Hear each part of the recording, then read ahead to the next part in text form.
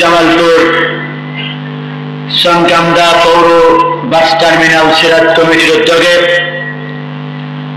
আয়োজিত আজকের ঐতিহাসিক ওয়াজ মাহফিলের সম্মানিত সভাপতি,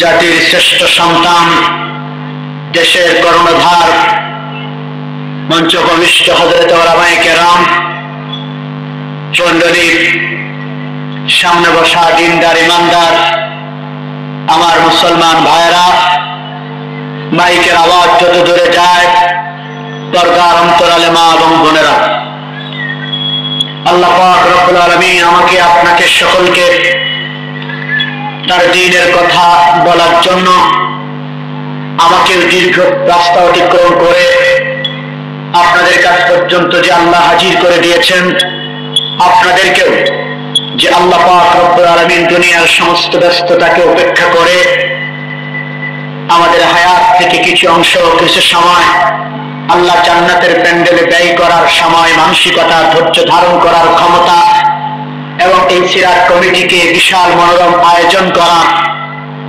ক্ষমতা যে আল্লাহ দান করেছেন, আল্লাহ পাক রব্বুল আলামিনের দরবারে আমরা সকলে শুকরিয়া জানাই আলহামদুলিল্লাহ। আপনারা খুব ক্লান্ত, কথা বলেন, মুখ নারায়ণ না আওয়াজ করে কোন ক্লান্ত? যারা ক্লান্ত নই তারা আমার সাথে একটু স্বতঃস্ফূর্ত জবাব দিতে হবে। আমি সংক্ষিপ্ত আলোচনা করব, নির্দিষ্ট একটি বিষয় বোঝানোর চেষ্টা করব, আর আমি যতটুকু সময় কথা বলবো ততটুকু সময় আপনাদেরকে একটু স্বতঃস্ফূর্ত আওয়াজ যদি আপনাদের কাছ থেকে না আসে, তো যে এই ঘোষণা এসেছে বয়ান আর সঙ্গীত দুইটার একটাও হবে না, এমনি আমি থেমে যাব।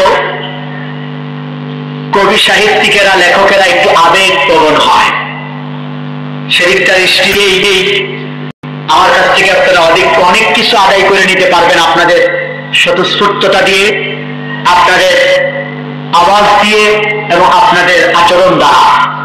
তো সে কারণে আমি আগেই বলে দিচ্ছি, আমি যতটুকু কথা জিজ্ঞেস করি, আমি প্রচলিত কোনো বয়ান ওয়াজ করব না। আমি জাতির স্বার্থে, দেশের স্বার্থে, মুসলিম উম্মার স্বার্থে কিছু বিষয়ে সামান্য একটু আলোকপাত করতে চাই। সেই বিষয়টি আপনাদের সাথে, আমার সাথে অত্যন্ত সম্পর্কযুক্ত। যদি আপনারা জবাব না দেন তাহলে সে আলোচনাটা গুছিয়ে ওঠা আমার দ্বারা সম্ভবপর হয়ে উঠবে না।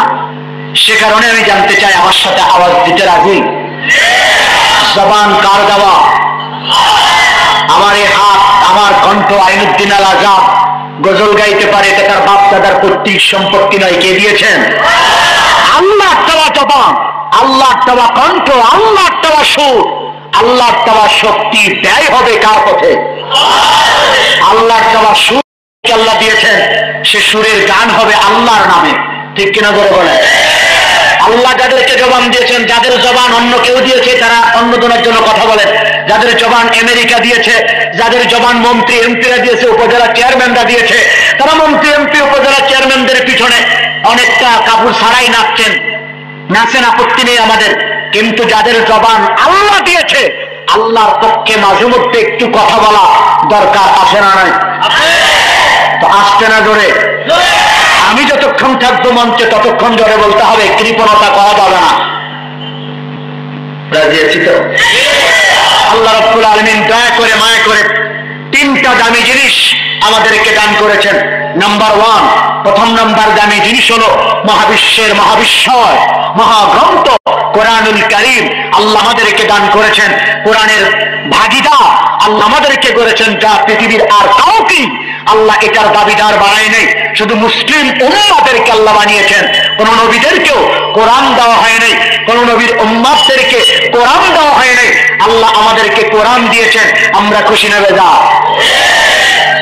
লা ইলাহা ইল্লাল্লাহ, জোরে লা ইলাহা ইল্লাল্লাহ, লা ইলাহা ইল্লাল্লাহ, লা ইলাহা ইল্লাল্লাহ, লা ইলাহা ইল্লাল্লাহ, লা ইলাহা।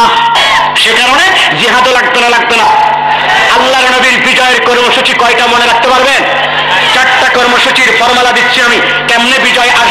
সেই ফর্মুলার আলোকে যদি আলেমেরা চলে, সেই ফর্মুলার আলোকে যদি আমি চলি, সেই ফর্মুলার আলোকে যদি পিশাবরা চলে, সেই ফর্মুলার আলোকে যদি যুবকেরা চলে, বাংলাদেশে ইসলামের বিজয় হতে বাধ্য ইনশাআল্লাহ। আল্লাহ ওয়াদা করেছেন লা ইস্তাখলিফান্নাহুম ফিল আরদ, এই জমিনের শাসন ক্ষমতা তো আমি তোমাদের হাতেই দিব, কিন্তু কিছু শর্ত আছে না নাই? ধন্যবাদ। এই 4টা কর্মসূচির আলোকে যদি কেউ আগাতে পারে তার নাম যোগ্য ডাক্তার, ঠিক না? জামালপুর থেকে আপনারা কেউ কোনোদিন গুলিস্তান গেছেন কিনা? ঢাকা রাগ করবেন না, আমি আগে বলেছি, পরে মাপ চেয়ে নেব। গুলিস্তানের ফুটপাতে কিন্তু ডাক্তার পাওয়া যায়, একদমে তারা 200 রোগের নাম বলতে পারে।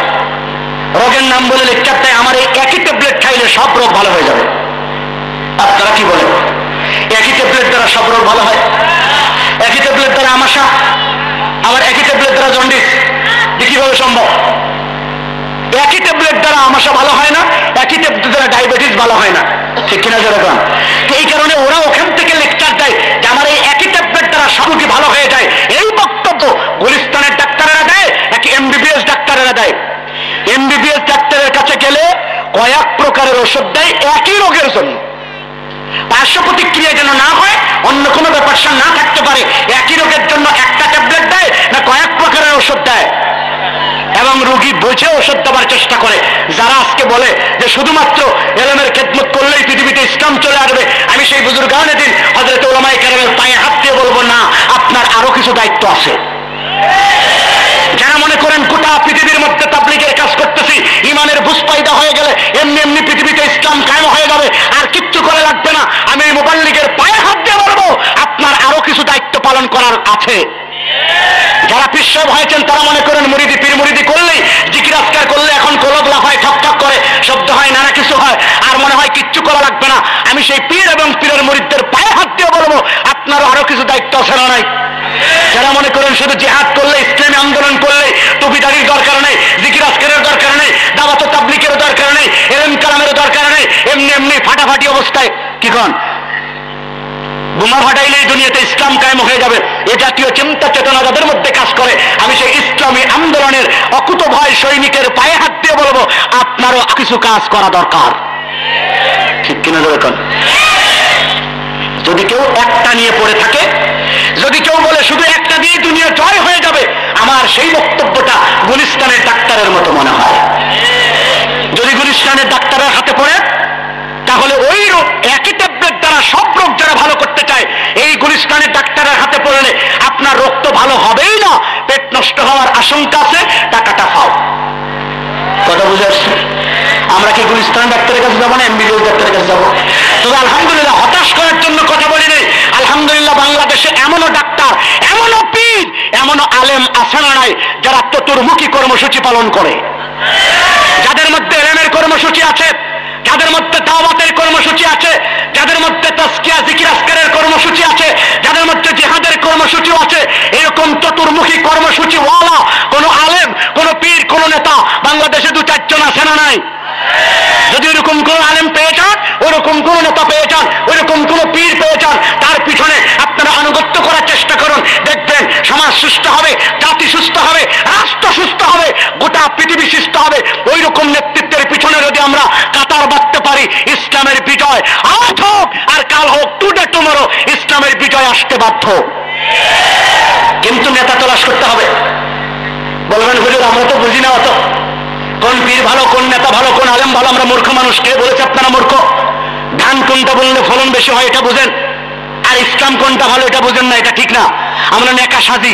আর একটা কথা বলবো, আপনাদের দিকে কি বলে 7 টাকার একটা লাউ, লাউয়ের দাম কত হতে পারে? এরকমই তো 10-12 টাকা।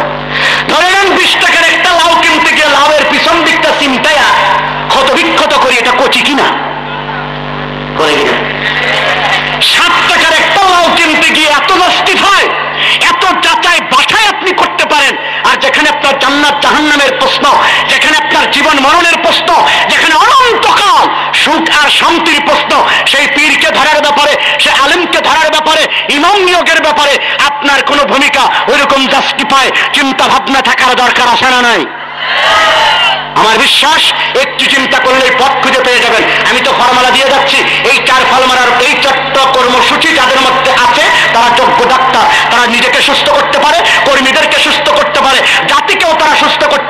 এরকম চতুর্মুখী কর্মসূচি যাদের মধ্যে আছে, আমরা তাদের সাথে এই লাইন বাঁধবো। রাজি আছি না নাই?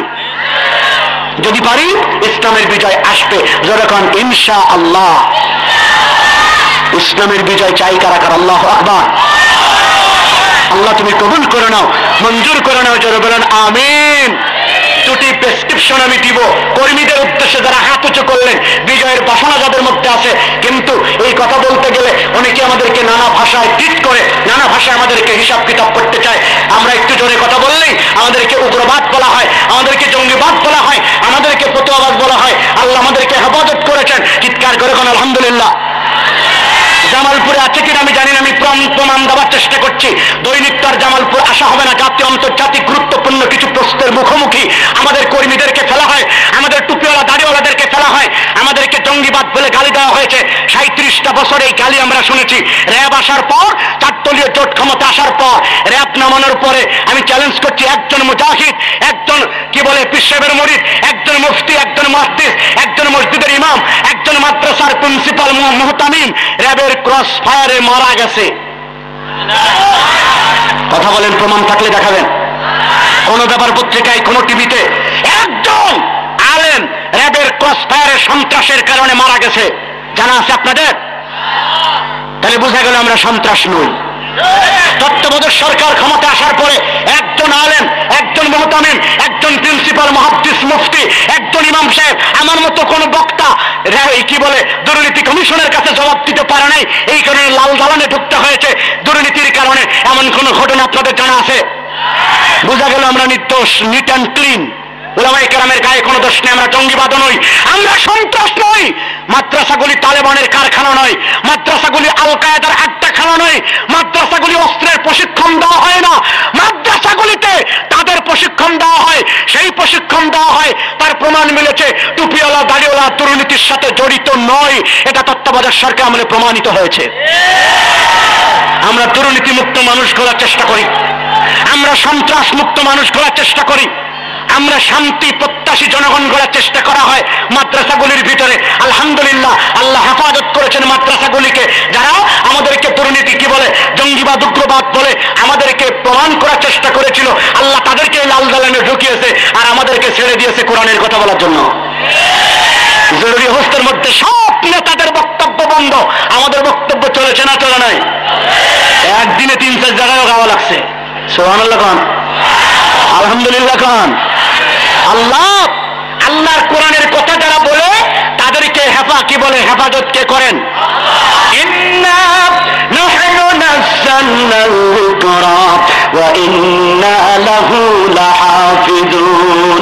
আল্লাহ রাব্বুল আলামিন বলেন, এই কোরআন আমি নাযিল করেছি, অবতীর্ণ করেছি আমি, আর এই কোরআনের হেফাজতের দায়িত্ব, কোরআন সংরক্ষণ করার দায়িত্ব আমি আল্লাহ আমার হাতে রেখে দিয়েছি।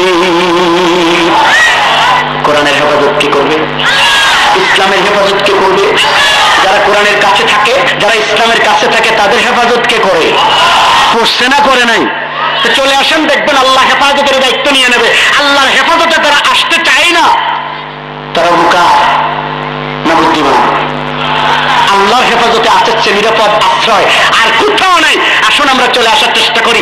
আমি বলছিলাম, এরপরেও বলবো, আমাদেরকে যতই জঙ্গিবাদ বলা হোক, যতই উগ্রবাদ, ফতোয়াবাদ বলা হোক, তারপরেও আমরা সত্য কথা বলবো না? বলবো না? মাদ্রাসাগুলি বন্ধ করে দিয়ে পালাবো? কোরআনের পক্ষ ছেড়ে চলে যাব? আমেরিকা যতই আমাদের দিকে হুমকি থামকি আর চক্রালানি দেখা, তারপরেও কি আমরা আমেরিকার পক্ষ হয়ে যাব? আমাদেরকে চাই বলা হোক, তারপরেও কি আমরা ইরাকের বিপক্ষে চলে যাব? আমরা আমাদের মুসলমানদের ভাইদেরকে ছেড়ে আমরা কি ইসরায়েলের পক্ষ নিব? পশ্চিম কালেও নয়। আমাদেরকে যে যাই বলো, তারপর আমরা দিনের পক্ষে থাকবো না? থাকবো না। আমি এরকম পাগড়ি বান্ধি বলে অনেকে কয় লাদেনের খালাতো ভাই। আচ্ছা বলেন, লাদেনের খালাতো ভাই বলুক আর দুলা ভাই বলুক, সেগুলো কি পাগড়ি বান্ধা বন্ধ করবো? আমার ভাই সহ আমাদের ছাত্র জীবন থেকে আমাকে যারা চিনে তারা জানে, ওসামা বিন লাদেনের আত্মপ্রকাশ করার আগে থেকেই আইনুদ্দিন আজাদী একই স্টাইলে পাগড়ি বাঁধে। একদিনও একটা ঘন্টাও কেউ আমাকে এই অবস্থার বাইরে দেখেছেন বলে আমার জানা নাই। এই একই স্টাইলে পাগড়ি বান্ধি ওসামা বিন লাদেনের আত্মপ্রকাশ করার আগের থেকে। তো আমরা তো ওসামাকে দেখে পাগড়ি বান্ধা শিখি নাই, আমরা বাংলা ভাইকে দেখে লম্বা দাড়ি রাখা শিখি নাই।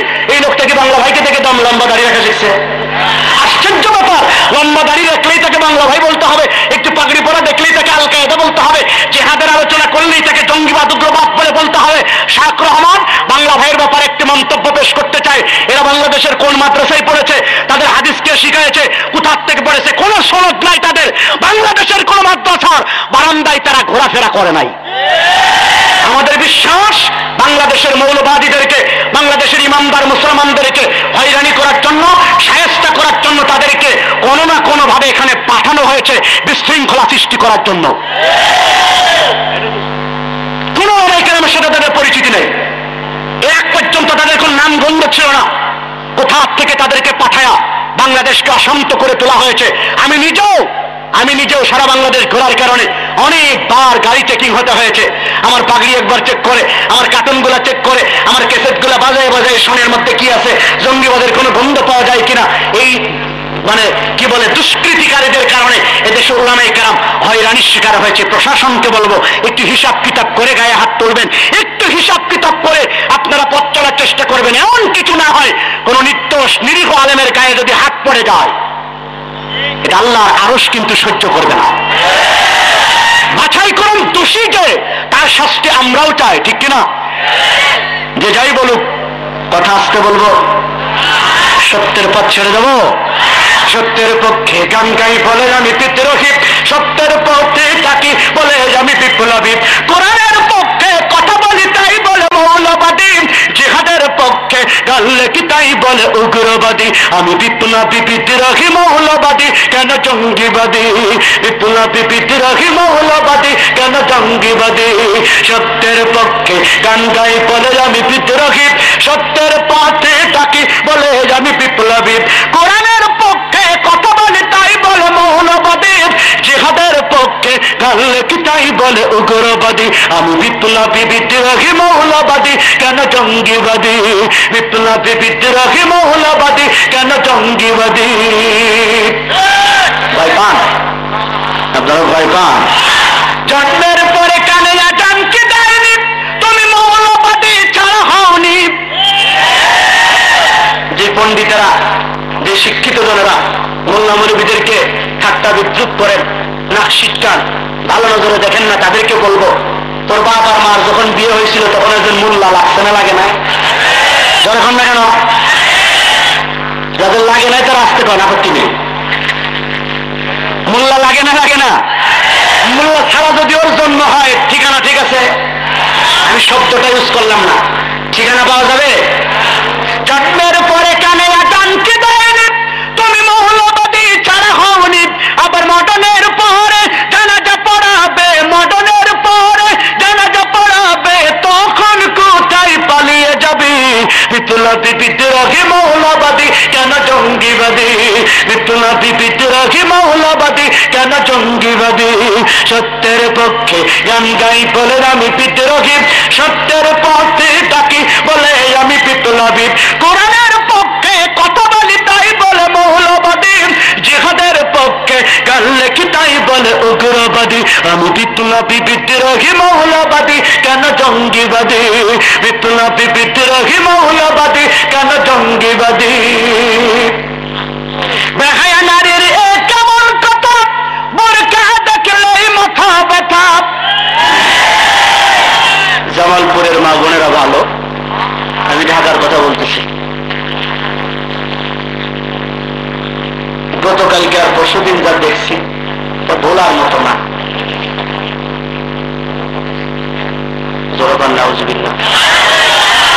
আল্লাহ কোন সুস্থ বিবেকবান, বললাম মৌলবী তো বাদই দিলাম, ইমানের কথা বাদ দিলাম, কোন বিবেক যার ভিতর আছে, একটু শালীনতা সভ্যতা যার মধ্যে আছে, সে কখনোই ঢাকা বিশ্ববিদ্যালয়ের পাশ দিয়ে হেঁটে যেতে পারবে না।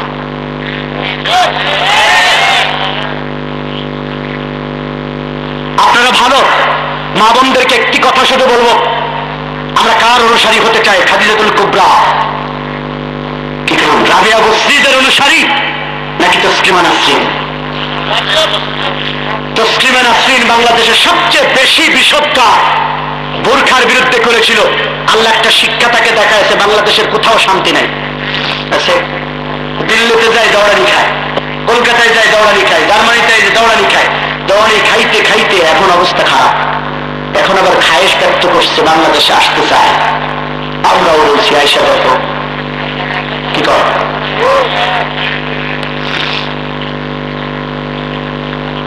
আমি তসলিমা নাসরিনের ব্যাপারে কেন উল্লেখ করলাম? একটা চরম শিক্ষা আল্লাহ রাব্বুল আলামিন তাকে দিয়েছে।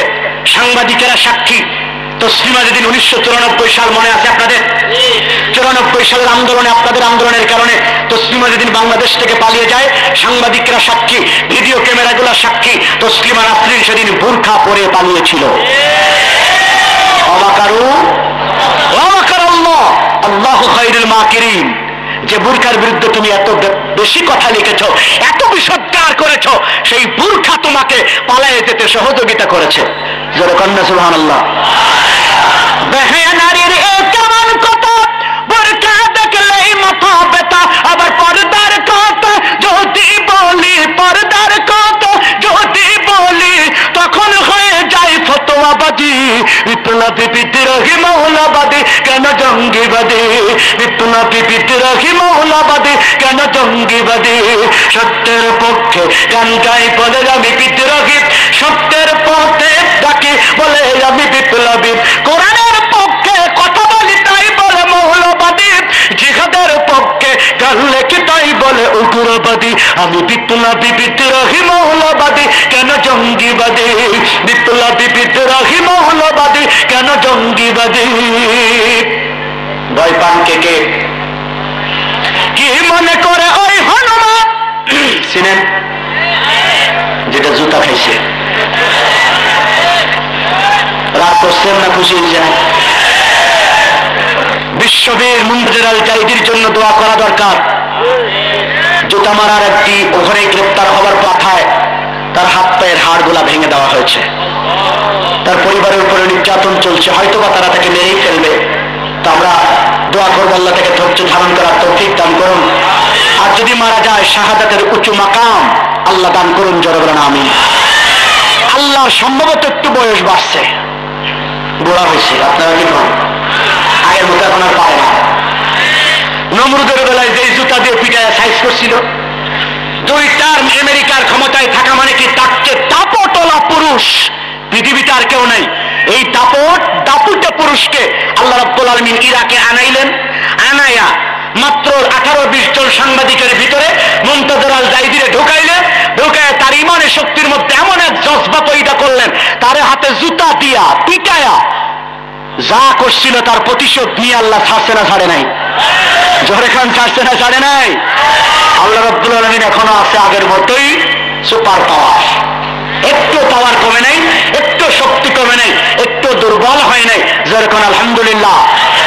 আল্লাহর শক্তি যদি আগের মতো থাকে, কোরআনের পাওয়ার যদি আগের মতোই থাকে, তাহলে আমরা যারা আল্লাহর গোলাম তাদের ভয় করার কোনো কারণ আছে? হ্যাঁ মুসলমানেরা, ভয় করার কোনো কারণ আছে? কি মনে করে ওই হনুমান দাড়ি টুপি দেখলেই তালেবান? কি মনে করে ওই হনুমান দাড়ি টুপি দেখলেই তালেবান?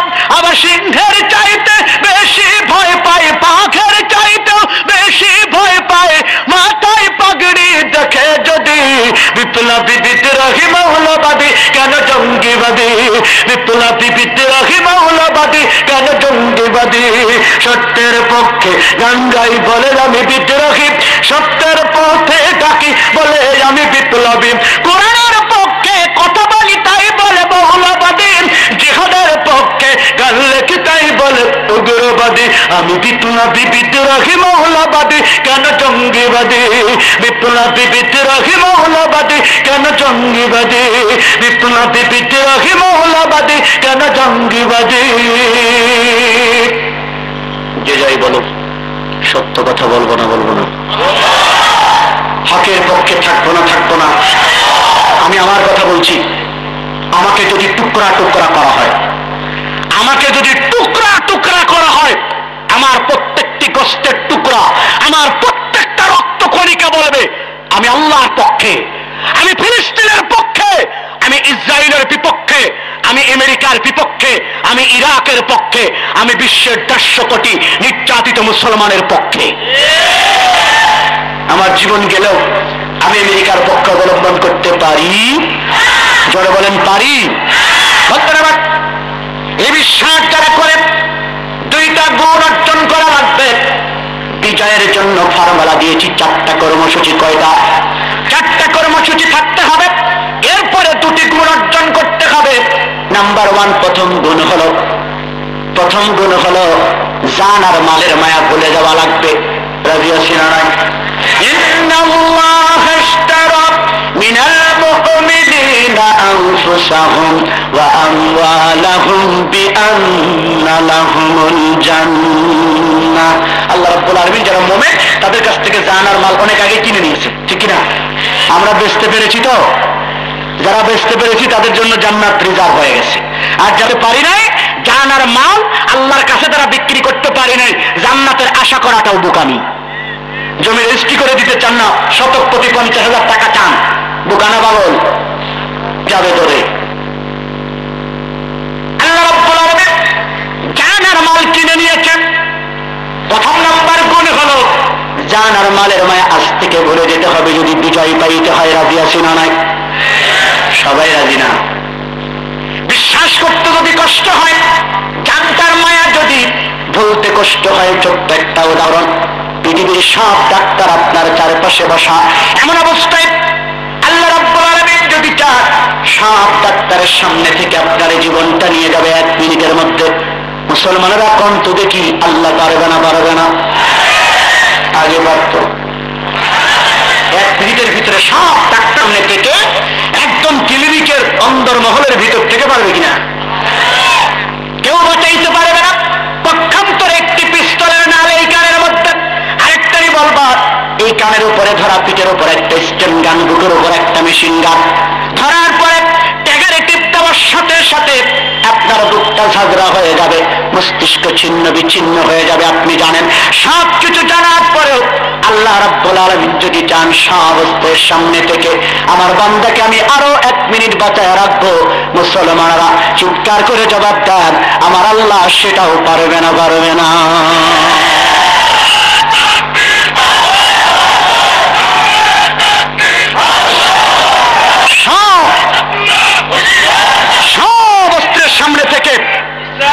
সব অস্ত্রের সামনে থেকে আল্লাহ ইচ্ছা করলে 1 মিনিট আমাকে আপনাকে বাঁচায় রাখতে পারে না? পারে না?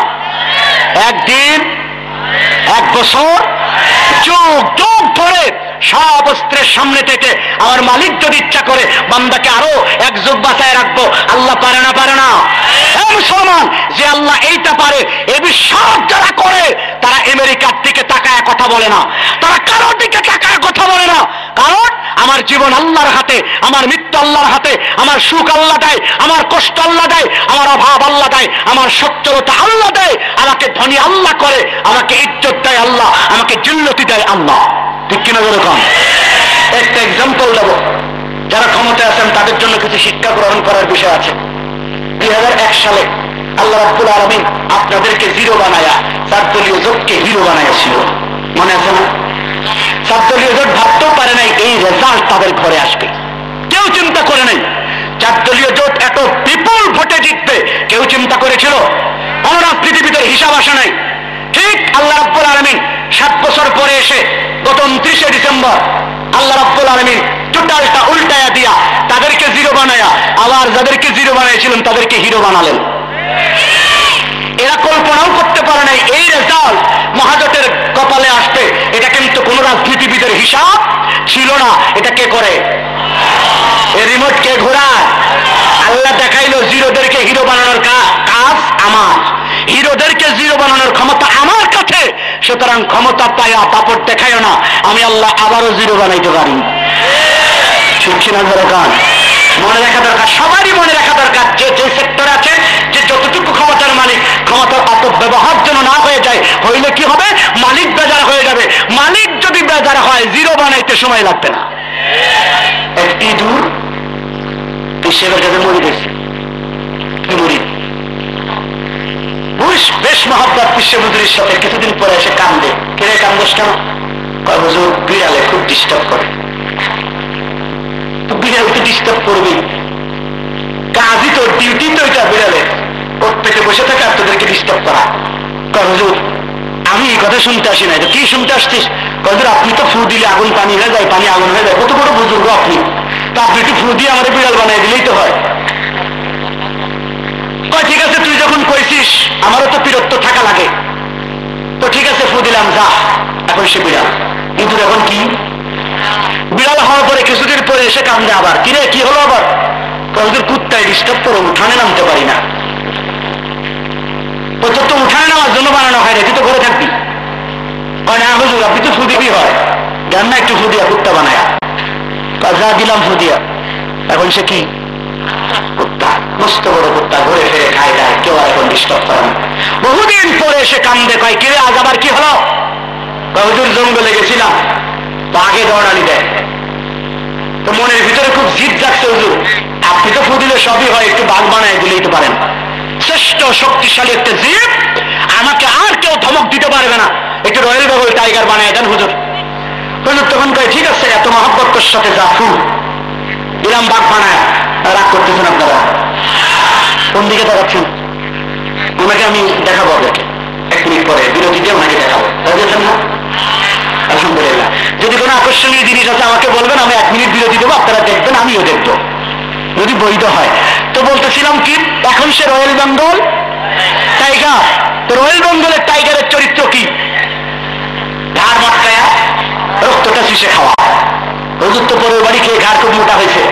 এখন বাঘে কয় হুজুর আপনাকে দেখে আমার বড্ড লোভ হইতেছে, এখন তো প্রথম রিজিক আপনি, তো শুরু হয়ে যা। চিন্তা করেন, হুজুর তখন বলে যেই ফু দ্বারা ইঁদুর থেকে বিড়াল, বিড়াল থেকে কুত্তা, কুত্তা থেকে বাঘ বানাইছি, সেই ফু কিন্তু এখনো আছে, আছে না? বুঝেন নাই যে হুজুর ইঁদুর থেকে বাঘ পর্যন্ত বানাইতে পারে, সেই হুজুর ফু দিলে আবার বাঘ থেকে ইঁদুর বানাইতে পারে কিনা? মনে রাখতে হবে, এই রিমোট কিন্তু ওনার হাতে আছে। সব ক্ষমতাশীলদেরকে আল্লাহ রাব্বুল আলামিন দেখিয়েছেন। বড় বড় রব দাবি করেছিল, ফেরাউনকে নীল দরিয়ায় চুবায়া, নমরুদের নাকের মধ্যে মশা ঢুকায়, জুতা দিয়ে পিটায়, সাইজ করছে না করে নাই? শিক্ষা গ্রহণ করার জন্য কথাগুলো বললাম, আমরা যেন ক্ষমতার অপব্যবহার না করি, মালিককে বেজার করে সামনে আগানো যায় না। আমরা চেষ্টা করব আল্লাহ রাব্বুল আলামিনের হাতে জীবন, আল্লাহর হাতে ক্ষমতা, আল্লাহর হাতে ইজ্জত, তো ইজ্জুমান তাশা ও তো জিল্লুমান তাশা। সুতরাং এই চিন্তাটা মনে রেখে আমরা একটু চলার চেষ্টা করবো, রাজি আছি তো? তো যারা আল্লাহর কাছেই সবকিছু মনে করে, তারা কি ভয় করে? তারা কি জীবনের মায়া করে? তারা কি সম্পদের মায়া করে? দ্বিতীয় নম্বর গুণ, আস্থা রাখা লাগবে, তাওয়াক্কুল করা লাগবে একমাত্র আল্লাহর উপরে। জোরে বলেন কার উপরে? কত পার্সেন্ট? পিস্তল দেখে ভয়ও পায়, আল্লাহকেও ডাকে। 100% হয়েছে না 50-50? 50-50। পিস্তল দেখে ভয়ও পায়, আল্লাহকেও ডাকে, তার মানে কি হলো? 100% হয়েছে। পিস্তল কিচ্ছু না আমার কাছে, পৃথিবীর সব অস্ত্র তাক করা আমার দিকে, একটু আগেই তো বললাম, আর আল্লাহ আমার দিকে, এই অস্ত্র কিছু করতে পারবে? যখন কিছু করতে পারবে, এই বিশ্বাস থাকতে হবে। এই তাওয়াক্কুল আর বিশ্বাস যদি বান্দার কাছে থাকে, বিজয় হবে না? হবে না? যদিও লোক কম হোক, যদিও অস্ত্র না থাক, যদিও সম্পদ না থাক, যদিও ভোট কম পাক, এইরকম তাওয়াক্কুল আর আস্থা যাদের উপরে, যাদের মধ্যে আছে আল্লাহর উপরে, তারা বিজয়ী হবে না? হবে না? ধন্যবাদ। আল্লাহ ওয়াদা করেছেন, আল্লাযীনা জাহাদু ফীনা লানাহদিয়ান্নাহুম সুবুলানা। আল্লাহ রাব্বুল আলামিন বলেন, আমার রাস্তায় যারা সংগ্রাম করে বিজয়ের জন্য সামনের দিকে যারা আগায় যায়, অটল অনড় ভাবে দুর্দমনীয় গতিতে যারা আগায় যায়, তাদের এই গতি যদি পৃথিবীর কোন দুশমন, কোন ইহুদি খ্রিস্টান, আল্লাহর কোন দুশমন, দিনের কোন দুশমন যদি আমার বান্দার পথটা বন্ধ করে দিতে চায়, আল্লাহ রাব্বুল আলামিন বলেন আমার বান্দার জন্য আমি আল্লাহ তার জন্য রাস্তার ব্যবস্থা করে দেই। বান্দার জন্য রাস্তা কে দিবে? আমাদের কাজের সামনে এগিয়ে যাওয়া। 4টা কর্মসূচির আলোকে আমি ফর্মুলা দিয়েছি। এরকম ডাক্তার যদি পান, এরকম নেতা যদি পান, যার ভিতরে চতুর্মুখী কর্মসূচি আছে, এরকম নেতা বাছাই করে আমরা কাতার বন্দী হয়ে যাব। আর জীবনের মায়া ভুলে গেলাম, সম্পদের মায়া ভুলে গেলাম, আর আল্লাহর উপরে আস্থা রেখে সামনে যদি আগাতে থাকি, টুডে টুমরো, আজ হোক আর কাল হোক, বিজয়ের মাল্য আমাদের গলায় আসবে। গোটা পৃথিবীর ক্ষমতা মুসলমানদের, ইমানদারদের, ওমরদের হাতে আসবে। যখন আল্লাহুম্মা আমিন।